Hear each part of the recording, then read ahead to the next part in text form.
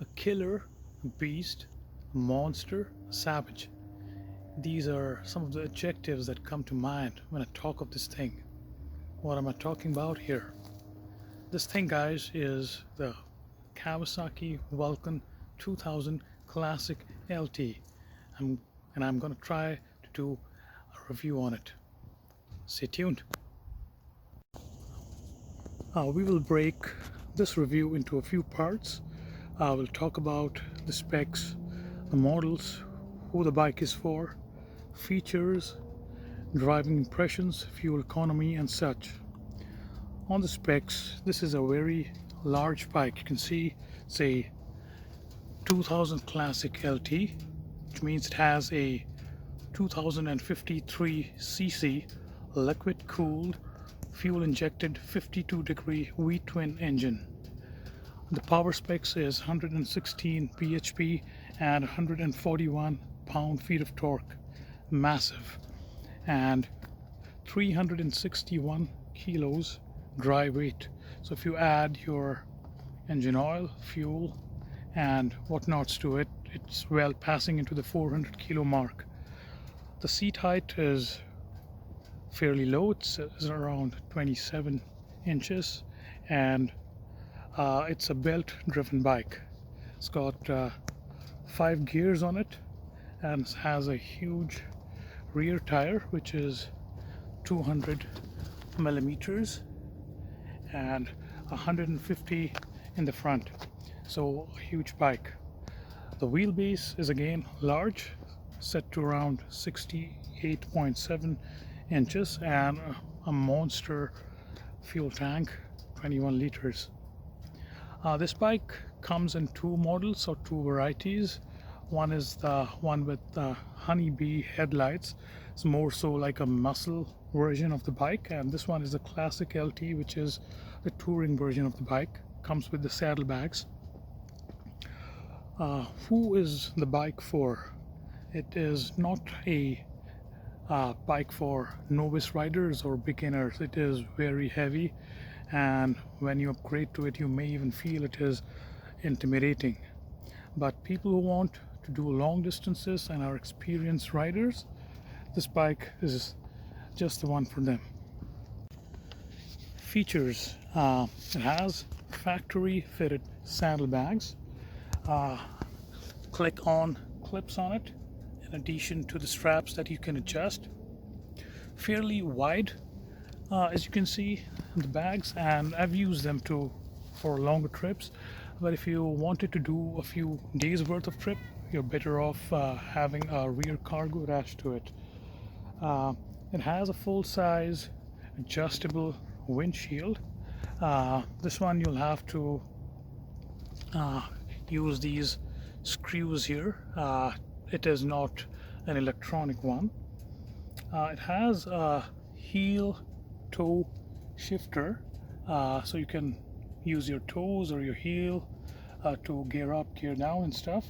And has a removable key here, so if you want to put the key in, turn it on, and then pull it out, you should still have the bike running. Fairly large handlebars, so very comfortable on longer trips, and factory fitted floorboards. It has an adjustable suspension in the rear, and you could use it to adjust depending on the weight you're planning to carry on the bike. Next, the driving impressions. It is a heavy bike, and if you're upgrading from a smaller cruiser or a mid-range cruiser, you'll immediately feel the difference. Even if you're driving a larger cruiser like a VTX 1800 or a Suzuki Boulevard 109R, you'll still feel the difference. This is massive. It is truly massive. Slow speed maneuvers on it, you'll need a good amount of skill. But once you develop the skills, you can throw it around the corners like a boss. It is very planted on the highway, and it is best in wind conditions. It does not budge at all. It does not have problems of wind buffeting, kind courtesy the big windshield it has. and a large engine, very planted, no vibrations whatsoever, and on highway speeds.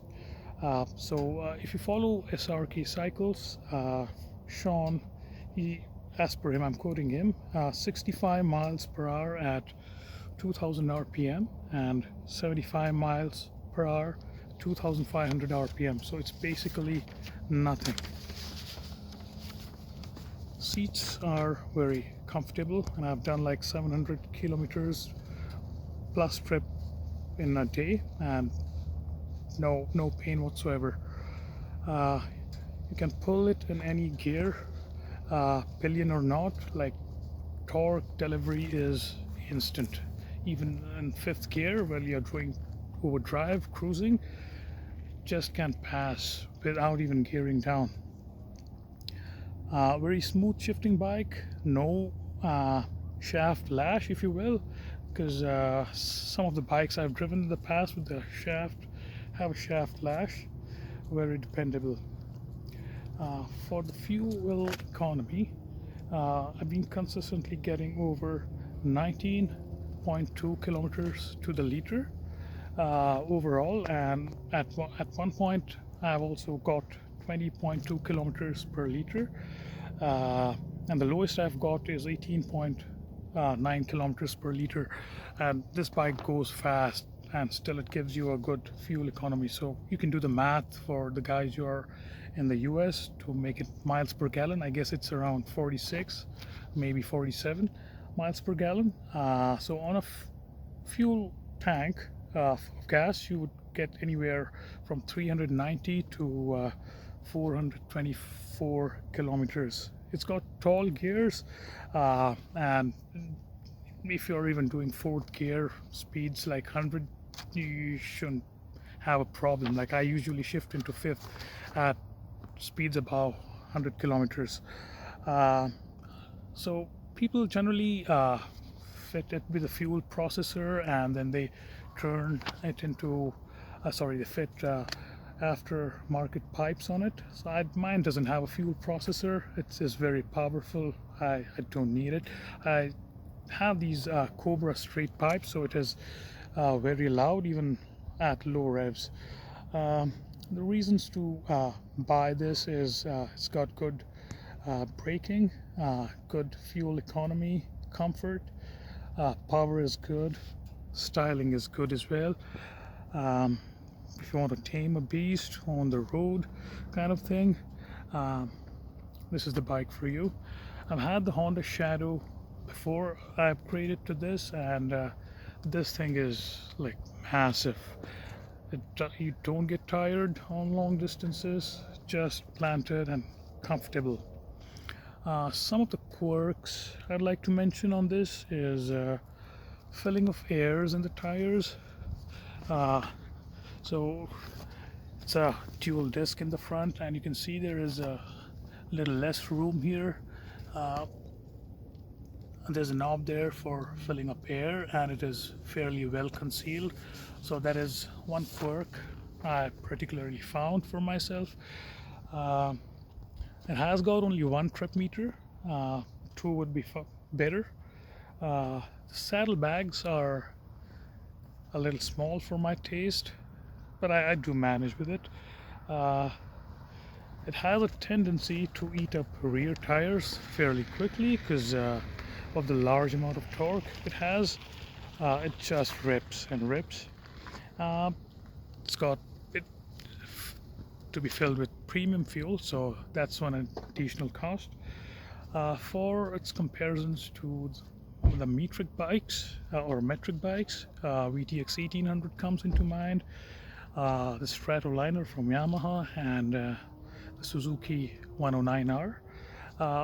They're all good bikes. Do note that this one has a large tank and a better fuel economy, and it's got torque like a monster, so none of those bikes would provide you that. And let's take a look at the sound it makes. I'll key it in.